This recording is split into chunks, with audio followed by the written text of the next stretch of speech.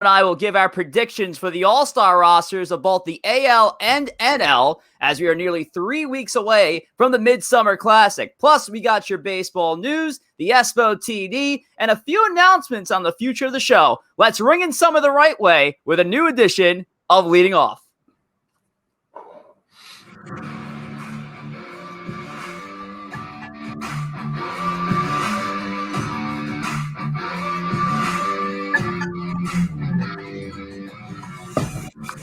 And once again, we are live. This is episode number 14 of Leading Off, live from Studio 69 in New Jersey and our EM studio in Staten Island, New York, and exclusively on Twitch and powered by StreamYard. And welcome back to the show on this Monday, June the 21st, 2021. I am your host, Rich Rivera, and I'm being joined by a gentleman and scholar, ESPO. Richard, you just always know how to say all the right words. We are the boys of summer. You know, I'm happy to be back leading off with you. Got a great night of baseball on tap. Actually, some baseball going on right now. Yes, we do. Don't worry, I'm not 100% preoccupied, but I am following this Mets game. You best believe that.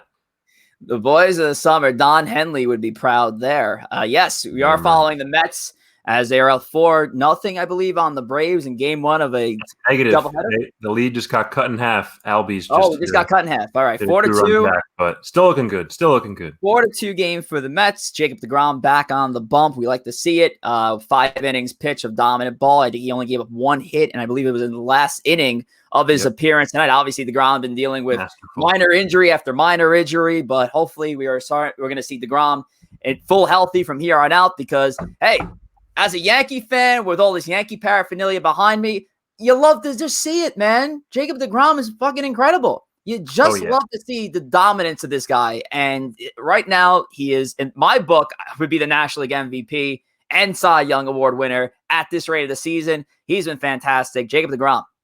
The guy's just on another planet right now. I mean, we're talking about like a 1985 Doc Gooden level, a 1968 Bob Gibson level. It's just that dominant, and every start of his is must-see TV. But the other player that is absolute must-see TV is on the left coast, Mr. Showtime. Mr. Showtime, man. Yes. It's been a wild season. I'm running out of words to describe that guy. Yeah, it's incredible. And in a year that hasn't seen much of Mike Trout with his injury, it's fantastic to see new stars kind of emerge and take advantage of this, this new season in 2021. And Shohei Ohtani has been waving the banner, to say the least. I mean, Ohtani's been fantastic. He's been everything that he was projected to be years ago. It's great to see him healthy and great to see him be productive on both sides of the ball, on the mound and at the plate. And at the plate, he's been excellent. It's awesome to see that he's going to be part of the home run derby. That's going to be great for the All-Star festivities and for the game. At Coors Field, no less. He might. My money's on him to win it. That's for sure. It's literally my favorite place. Coors Field, and I want to hear that money line for the home run derby down the line. But Coors Field, without a doubt, it's like my favorite field to always have a home run derby at in MLB The Show. Oh, it's so good. I would love to see what happens in real life. And this is the year, man, that they need to just say, fuck it. We need to rip it with the best of the best, all the sluggers. I don't care what the cons come after. I want to see Judge in it. I want to see Tatis in it. I want to see Ohtani. Obviously, Ohtani's going to be in it. I want to see Acuna. I want to see the best of the best be a part of this home run derby this year at Coors Field. I want to see the most home runs in the history of the derby. So I hope we get it and more in a few weeks' time. But let's stay with our show, episode number 14 of Leading Off. And of course, as always, as a reminder to like, subscribe, and share. Yes, of course, YouTube. That's what Alex is pointing to. Who's Alex? ESPO is pointing down to our ticker where you can check out Leading Off on YouTube as our episodes are uploaded. If available, obviously, not every episode is up there just yet. But if you like and subscribe, you're going to get the notification that a new episode's been uploaded. So there you go. Follow us on YouTube. All righty. Let's move over to Ducks on the Pond. And as always, ESPO, we started off with injuries. And injuries aren't fun to talk about. Honestly, the biggest one since the last week that we could touch base on is Tyler Glasnow, whose season is pretty much over. Torn UCL, flexor strain. I'm sure he's due for Tommy John surgery. I don't know if it's been announced yet, though, but he was placed on the 60-day IL. Tyler Glasnow down for the Rays. It's devastating for the Rays, devastating for many fantasy teams. Thankfully, not mine, but most of all, it's just devastating for the game of baseball, man. This guy has emerged as one of the top young aces in the game, and he's just got nasty stuff. So it's really unfortunate that he's probably going to be done for the year. And the circumstances surrounding his injury were quite interesting as well. Yes. I will say this is on MLB's hands. This injury. I mean, yes, maybe Glasnow should have been preparing differently and maybe not been so reliant on what was it? I think sunscreen and rosin, or is that not even allowed anymore? But yeah. So I just think that the blood is on the commissioner's office here, so to speak. And listen, and I think it's a good segue to our next bit on Ducks on the Pond.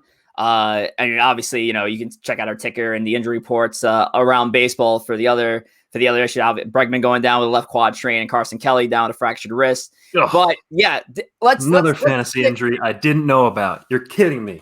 Yeah, there you go. Oh, Richard. But let's stick with what you just mentioned. So we'll talk about the foreign substance use as our next note. And yes, Tyler Glasnow was among other pitchers who have openly talked about the ban on foreign substances with 10-day suspensions enacted. A lot of pitchers across the game are not happy. Carlos Rodon interviewed before a game had choice words for Rob Manfred, letting him know that, hey, like, you're going to give us suspensions for something that's been in the game for so long, but you won't suspend any Astro player for cheating in the World Series? I got to look up this quote. We got to do it justice.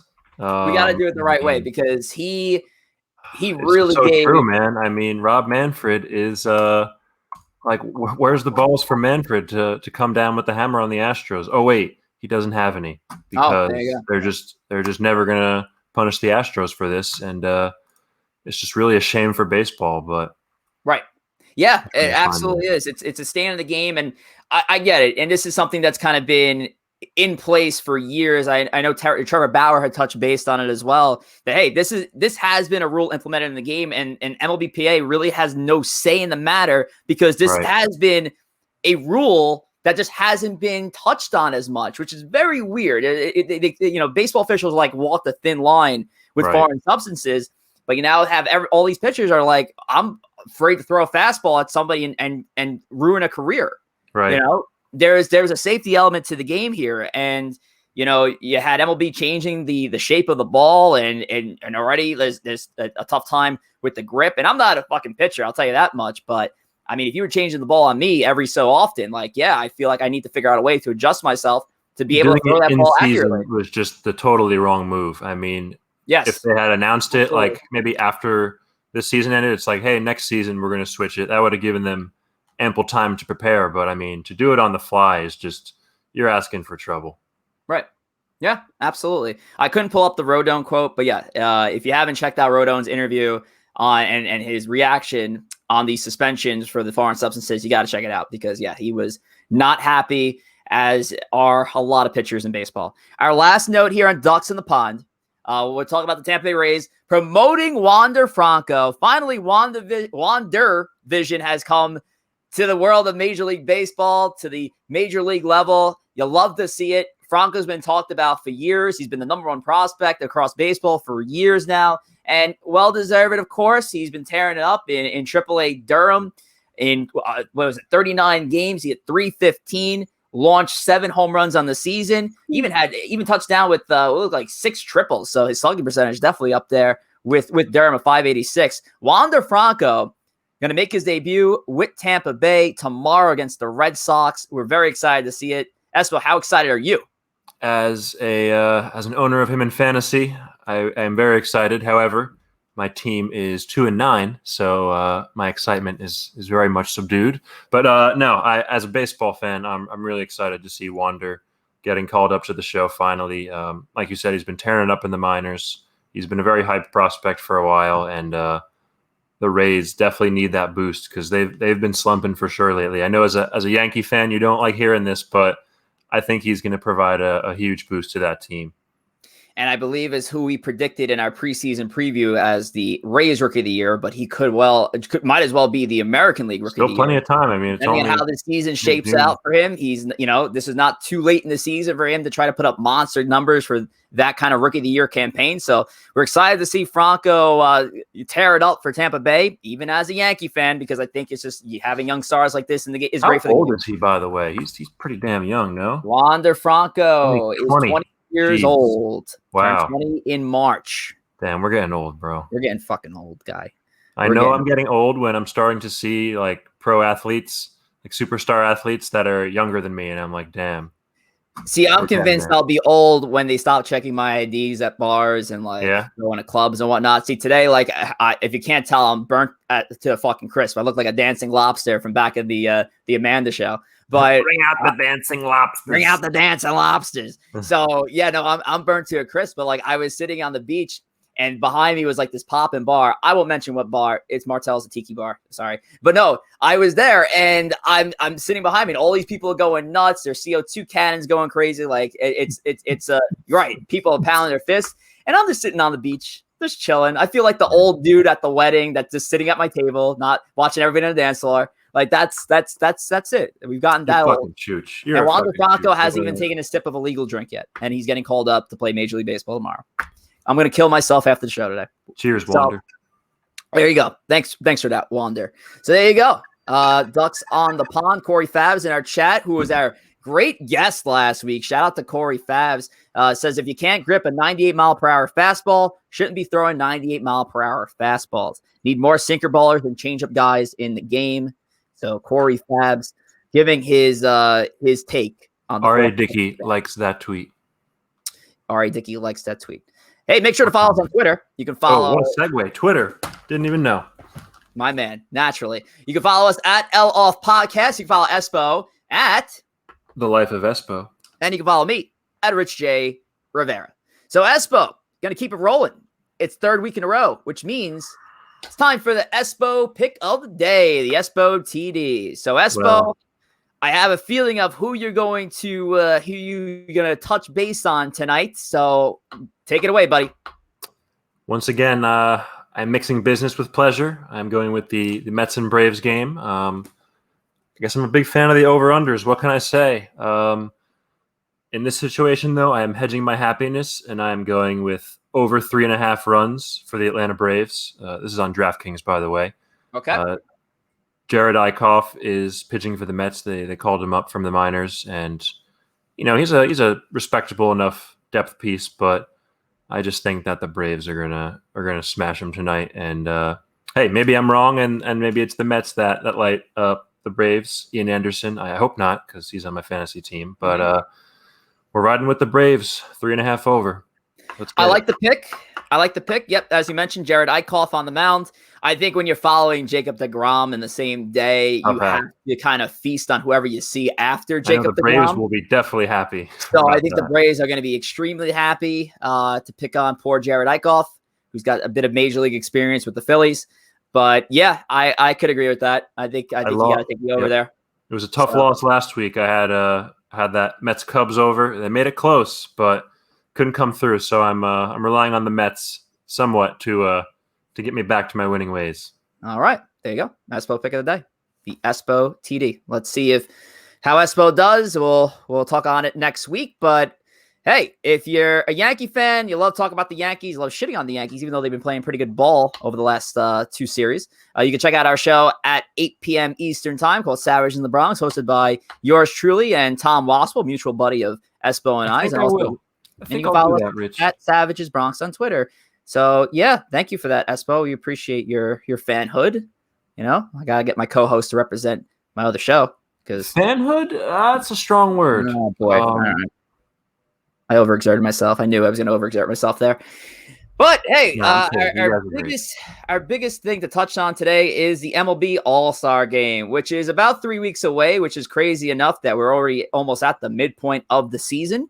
But we're still in the middle of voting, and we're not into the second phase yet. So with that said, ESPO and I are going to try to give our best predictions of what both All-Star both All-Star rosters are going to look like, mainly the starting lineup and the pitcher. ESPO is going to be taking the National League team for obvious reasons. I'll be taking the American League team, and then we're going to talk on it. So, and while we're in the Twitch chat, obviously you can chime in along and agree, disagree with our rosters look like. And if you want to add somebody who may not be maybe overlooked, who may not be towards the top of the current vote standings, let us know. We will definitely talk on it. So I guess in a special edition of our lineup card, let's give our All-Star Game predictions as far as the All-Star rosters are concerned. Espo, I'm gonna lead us off here. I'm gonna lead us off here with the American League All-Star team. And like I always do with the lineup card, we like to, be a little professional here and show off the card. So here it is, ladies and gentlemen. Beautiful. The AL All-Star team presented by yours truly, Rich Rivera. Of course, Kevin Cash is managing the team, and Espo is going to throw his face on the side. I like that. There we go. Look at that. That's perfect. We could both have our faces still in here, Rich. I know, but my face is beat, and I look red as hell. So here we go. We got Buxton leading off in center field, Aaron Judge hitting second and right, Shohei Ohtani at DH, who is going to be, in my opinion, the overall vote getter or the overall vote leader among the American League guys. Vlad Guerrero Jr. at first base, Xander Bogaerts at short, Devers at third, Semien at second, Salvador Perez catching, Alex Verdugo in left field, and I have Garrett Cole on the mound, considering that I kind of know who my co-host is going to pick to be on the mound on the opposite side. So we love to see that matchup happen at Coors Field. So let me touch base on a couple of these guys that I mentioned. I'll take this thing off and put our ugly mugs back on. Alex Verdugo, I'll start with him because he is somebody that I think is very overlooked when it comes to the All-Star game. I think he'll certainly make the All-Star roster, at least as a backup. Verdugo, 4% of the vote so far in the American League. He's trailing Trout, who is at 50%, the leader in the outfield, and Aaron Judge and Byron Buxton at 11 and 8%, respectively. Verdugo's had a monster season, in my opinion, coming from the Yankee fan over here. And look, I had a third of that lineup are Red Sox. Much needed for the Red Sox, seeing Verdugo succeed. I know they're very much maligned for that Mookie trade, so they need him to be successful, and he's definitely had a great year. But, Rich, I am seeing a lot of Cedric Mullins love in our chat. There's here. There's a lot of Cedric Mullins love in our chat. And shout out to MTook45 and Corey Favs, who I believe might actually own him in fantasy baseball. So there's a little biasness there. But hey, Mullins, monster season. Would love to see him. And I think between Verdugo or Mullins, I'd be happy with either or making that team. Kind of came out of nowhere, too, Mullins did. I mean, he's pretty much played with the Orioles for a few years, but he just blasted off this year. So good for 319. This is for Mullins. 319 batting average, 13 home runs for that little guy. Wow. 13 home runs. He leads the American League in hits with 86. That's an on-base, an OPS of 941. God damn. Cedric Mullins is a LOL. LOL. All right. Leading off legend. I will say. I just invented that. Those numbers are a lot better than I thought they were. Yeah. And if I could, and I might do it, I might keep Verdugo in there. But because of what happened with Buxton, with the injury, and again, this is just like what I think should be, I think Mullins has the edge over Buxton if we're just going to go based on 2021 stats alone. I think that makes sense. So if I may, I'm going to call an audible here. I'm going to take Buxton out. Buxton goes to the bench. Mullins is going into center field. We have to clear that with the editor-in-chief of the podcast. Is that okay? I mean, I am the editor-in-chief of the podcast, so it's clear. We're good. I think it's clear. But hey, no, and credit to Buxton though. Buxton still 366 batting average, 10 home runs, 19 RBIs. I'm taking him out just because he did have that month of being hurt. I think Mullins, you got to go with Mullins on the consistency. But again, this is just based on like what I think should happen there. You know, if it's based on what's happening right now in the fan vote, they currently have Trout, which I think is ridiculous. But I get it because it's Trout, Judge, and vote for you. But yeah, that's the American League team. I don't see a lot of close race, especially on that infield. I think that infield I feel very secure with, and it's wild. I love it. Let's see. Hopefully we see Garrett Cole on that mound. I think it'd be great. No, I not will to say this. yeah. Put some damn respect on Carlos Carlos Rodon. Rodon's name. Yep. Figure you're That gonna say man's that. got the sub-2 ERA. Also threw a no-hitter. He's going to be he could be public enemy number 1 for the Yankees come October in a deep series. Have a potential to have 3 of their starters in that All-Star game elected as All-Star. I mean, with Giolito and Lance Lynn, I mean, it's very possible to see a bunch of White Sox out. And that team. Kopech is still hurt, so watch out for them White Sox, man. Yeah, a lot of representation from the Red Sox, a lot of representation from the Blue Jays. So yeah, it's gonna be a hell of a squad, but that's who I'm feeling. And hey, let's put some fucking respect on Gary Sanchez as a potential backup catcher. He's coming back, man. He's coming Gary back. Sanchez, baby, is coming back, and we love to see it. ESPO, I'm going to give you the floor now on your National League All-Star side. So here it is for you guys at home, the National League All-Star team presented by ESPO. Thank you, sir. We have Ronald Acuna Jr. leading off and playing center. I just noticed I have a lot of righties at the top of this lineup, but hey, it's a murderer's row. Very Yankee-like lineup there. We got Nick Castellanos in right field, batting second. Fernando Tatis Jr., the most exciting man in baseball. He's batting third and playing short. Chris Bryant, he's batting cleanup and playing third. Ozzie Albies at second in the 5-hole. Max Muncy, man, what a year he's had. He's in the 6th slot. Just got injured, so may need to revamp this in a week or two. But Kyle Schwarber, he's had a real renaissance campaign, batting 7. Buster Posey, speaking of renaissance campaigns, that man has had quite a comeback. Jesse Winker rounds out the lineup, batting 9th in left field. And at the bottom, GOAT. Jacob deGrom. Sorry, I got mixed up there. But yeah, it's a pretty damn solid lineup. Very righty heavy at the top, but I mean, hey, good luck getting those guys out. Acuna, Castellanos, Tatis. That's a fearsome trio. And wow, 2 Reds in this lineup. I don't think anyone could have expected that on opening day, huh? Oh, absolutely not. I mean, and Castellanos and Winker crushing it. They are a deadly force for Cincinnati.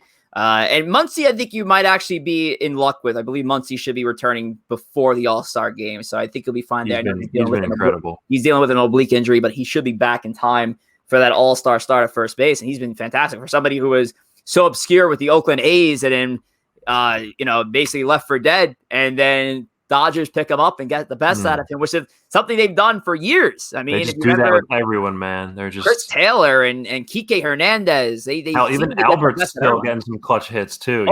Here's a good one: Justin Turner, JT. Big Red, love him. But one other guy in this NL lineup I wanted to talk about though, because I've personally been a victim of him the last few days. Kyle Schwarber. Wow, what a year he is having for the Nationals, who are playing some very, very red-hot baseball right now. Schwarber, 18 home runs. He's actually had really one of the more incredible stretches in recent memory. 5 home runs in his last 2 games. He hit 2 on Saturday and then 3 on Sunday. So as a Mets fan, I'm very happy to not see Kyle Schwarber for a while. Schwarber crushed my fantasy team this past week. And I pulled one of those where it was like Sunday, and I know I had a close matchup with my buddy, and I was like sitting back and I watched Schwarber just launch home runs. I was like, damn, hate to be the guy facing Schwarber right now in fantasy on the last day of the fantasy week. Yeah, it was me. Yeah, no, that was me. I got crushed by him. So yeah, that was rough. Kyle Schwarber, fuck you. But the way she goes. Good to see it. It's good to see it though, because he was a guy, again, highly touted player. The Cubs are hoping to get the best out of Schwarber. He had some injury problems. Obviously, he's not the best defensive player as well, but Schwarber is crushing it for the Nationals this year. And you love to see it. So Kyle Schwarber making ESPO's National League squad. Is there anybody else you wanted to touch on? Oh yeah, for sure, dude. I mean, how about the catcher position? Buster Posey. Oh my. I thought that guy was washed up, man. I'm going to be honest with you. I thought he was kind of on the downturn of his career, but he is just having such a great year and is really kind of the face of that Giants turnaround. I mean, wow, they came out of nowhere too. They could be well represented. Gausman, of course, he's been. Yep.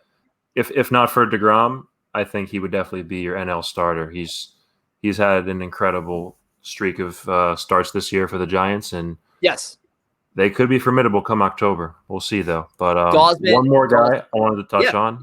Yeah, Brian Reynolds. Gotta show some love to the Pirates. They don't get a whole lot of love on this show, but batting mostly in center, or I'm sorry, playing mostly in center field, sometimes in left. He could definitely find his way onto the roster. You know, there's not a whole lot of representation from the Pirates otherwise. Not a whole lot. 0, actually. But, you know, 299, 12 dingers, 36 ribs. He's getting on base at almost a 400 clip. So probably one of the lone bright spots for the Pirates this year. I'll show love for another Pirate who actually may give Ozzie Albies a run for his money at second base, and that's Adam Frazier, who's hitting 322 on the season. That's a Pirate hitting 322 on the season. Yeah. 25 RBIs for him. He leads the league in doubles with 23. OPS of 839. So, yeah, Adam Frazier is going to be a guy who's going to give Ozzie Albies a run for his money. You could potentially see a Pirates start in the All-Star game in 2021, which is amazing. Rich. That can't be real. I mean, wow. Yeah, okay, we shouldn't insult the Pirates with our sarcasm here, but no, I mean, hey, they've got a couple good players, and that's probably the best we could say about them. Yes, absolutely. I love the squad. I honestly, like, up and down, I didn't really have any complaints looking at the team. You know, it was easy to go with a lot of those guys are the leaders at their position right now as far as the votes are concerned. I don't think you had anybody who didn't lead in the category on that team. I said, Frazier's going to give Albies a run for his money. Javier Baez having a great year at shortstop, but it's obviously Nando's position. You know, that's without a doubt. You know, the outfield is a little bit scattered. I think it's likely you're going to see those two Reds up there with Acuna. So I think with the team you put out might as well be the team that we're going to see in a few weeks' time at the Midsummer Classic. Yeah, I mean, we didn't deviate too much from kind of how the voting's been going, but a couple other guys I wanted to mention. I gave the big fuck you to Mike Trout, and I was like, well, I ain't putting you in because you've been I mean, I don't really think he's deserving. Yes, he's the best player on the planet, but he's barely played this year. Come on. Another San Francisco Giant I wanted to show some love to was Jon Snow. I'm sorry. Brandon Crawford. Sorry, they could be kind of cousins. Brandon Crawford. And I'm down for a Garrett Cole Brandon Crawford matchup, as I believe it's Brandon Crawford's sister is married to Garrett Cole. Oh, okay. Yeah, that could be a interesting family rivalry going on there. But they also have very similar hair. I noticed that, kind of long, curly, flowy locks. Yeah, but, Garrett's he's really growing it out this year. So he's his hair is back to like his Astros days. Obviously, he's not going to touch the beard or the Yankees facial hair. But yeah, MLB All-Star Game 2021 going to come up soon on us, buddy. So we'll touch more on for you. You've never been to an All-Star game in your life, have you? Never been to an All-Star game. I'd love to go to one someday, but it's just logistically, always a pain. But definitely worth it. If it ever came back to New York or even Philly, I'd definitely be. And we'll have to get a leading off / Savages in the Bronx trip. Hell yeah! Still got to do that. Still got to do that for the Subway Series coming up very soon. Very soon. Yes, very soon. So we'll definitely touch on the Subway Series just in time for the 4th of July weekend. But hey, well, we'll end our show with a couple of announcements here, and this is more of a breaking one, but something ESPO and I have talked about, and Tom as well. Leading off the Savages in the Bronx will not be live in 2 weeks' time for the July 5th episode. Well, it would be the July 5th episode. That would be episode 16. So we're going to be back next week for our regularly scheduled show on June 28th for episode 15. And then we're taking the following week off. So there will be no leading off. There will be no Savages in the Bronx on July 5th. So letting you guys know now so you can enjoy your 4th of July weekend. And hopefully you guys have the day off on that Monday. So hopefully you guys enjoy that. Do we have that day off? I hope we do. We do have that day off, buddy. For those of you who don't know, ESPO and I are coworkers. So yes, we do have that day off. So there you go. That's news to ESPO. And one last announcement too, while we're at it, we have another one here. We're gonna talk about Diamonds in the Rough. What the hell is Diamonds in the Rough? Well, that's my baby. Diamonds in the Rough is meant for those MLB The Show 21 fans out there who are big into Diamond Dynasty. So if you've ever played the game ESPO, I'm sure you know about Diamond Dynasty. I'm still playing MLB The Show 2012, bro. I don't know what the you gotta stop. You just gotta get it. I'm in year 16 of my career get a mode, PlayStation 5 and just stop with. Once I retire, I'll give it up. I promise. We got to start a GoFundMe for ESPO to get him a PlayStation 5 and MLB The Show 21. No, but anyway, yeah. So for all those MLB The Show 21 players that touch on Diamond Dynasty, there is like a fantasy baseball element to this segment as well, because it's a card collection. It's like a digital card collecting, but you take the players and you play with them online. And then there's like, obviously you can sell cards, you can buy cards and whatnot, but a lot of the cards, obviously, that go diamond are the most prestigious cards in the game. Those are the best cards in the game. So what I'm going to do every other week, in just in time for what they have, the live roster updates, is I'm going to touch on a few players who may go diamond. But also, again, to the fantasy baseball element, these are guys who are heating up that you should probably have in your fantasy baseball team. There's a fantasy element to it. There's a video game element to it. It kind of brings both of it together. And we're going to touch on it in 2 weeks time with Diamonds in the Rough, and obviously I'll talk more about it when we get back in the show. So not 2 weeks time, but 3 weeks time, we'll be back and we'll talk about Diamonds in the Rough. But for now, we're gonna end our show as always, as ESPO seems to have some issue on his end, which is not great because I see he's gone. But where is he right now? Let's grab him. I don't know what's happening. I don't know if it's just me, but yeah, we're gonna.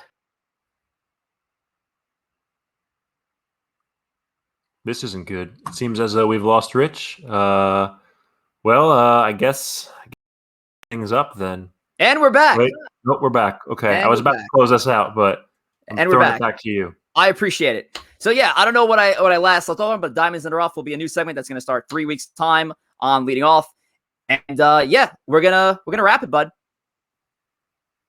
It's always a pleasure, ESPO. Rich. Looking forward to balling out next week, and hopefully this ESPO TD comes through. But speaking of coming through, I'd like to thank these boys right here. See it. Got the dub. But thank you as always to the friends and fam for listening. And happy Father's Day again. I know it was yesterday, so happy belated to all the dads out there. And looking forward to another Mets victory tonight, hopefully. And Yanks in action tonight? Not tonight. Tomorrow against the Kansas City Royals, 7:05 p.m. All right, boys. Well, I hate the Royals. Another happy belated Father's Day. Another happy belated Father's Day to all the dads out there. We appreciate your love and support. Thanks to all the Twitch followers, our Twitter followers, everybody there. And we'll see you here next week for episode number 15 of Leading Off. Take care.